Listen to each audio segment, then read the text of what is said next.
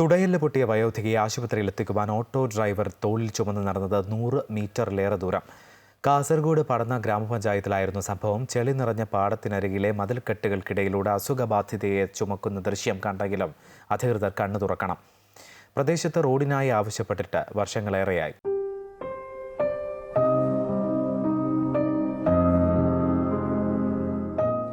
വയസ്സ് പിന്നിട്ട അഞ്ചില്ലത്തെ സഫിയയെ ഓട്ടോ ഡ്രൈവറായ അഷറഫ് തന്റെ ഓട്ടോറിക്ഷയിലേക്ക് കയറ്റുവാനായി ചെളി നിറഞ്ഞ പാടത്തിനരികിലൂടെ സമീപത്തെ മതിലിൽ തട്ടാതെയും ചുമന്നു കൊണ്ടുപോകുന്നതിന്റെ ദൃശ്യമാണിത്.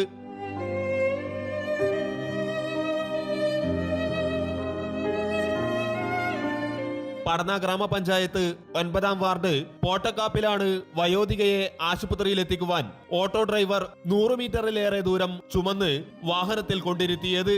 വിവിധ രോഗങ്ങൾ മൂലം ചികിത്സ തേടുന്ന സഫിയയുടെ വീട്ടുപരിസരത്തേക്ക് ഓട്ടോറിക്ഷ കടന്നു വരുവാനുള്ള വഴിയൊരുക്കി കൊടുക്കണമെന്ന് പഞ്ചായത്ത് ജനപ്രതിനിധികളോടും ജില്ലാ ഭരണകൂടത്തോടും നിരവധി തവണ ആവശ്യപ്പെട്ടിട്ടും കാര്യം പരിഗണിച്ചിട്ടില്ല.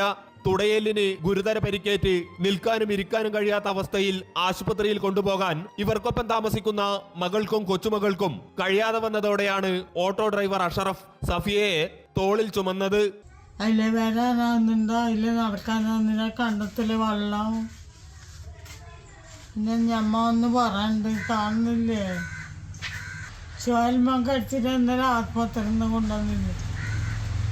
ചോൽമ കടിച്ച് ഇങ്ങനെ വരിയിട്ടിട്ട് ഏറെ ക്ലേശിച്ചാണ് സഫിയയെ റോഡരികിൽ എത്തിച്ചത്. 4 വർഷം മുൻപ് ഈ ദുരിതത്തിന് പരിഹാരം ആവശ്യപ്പെട്ട് കാസർഗോഡ് ജില്ലാ കലക്ടർക്ക് വയോധിക പരാതി നൽകിയിരുന്നു. അമൃത ന്യൂസ്, കാസർഗോഡ്.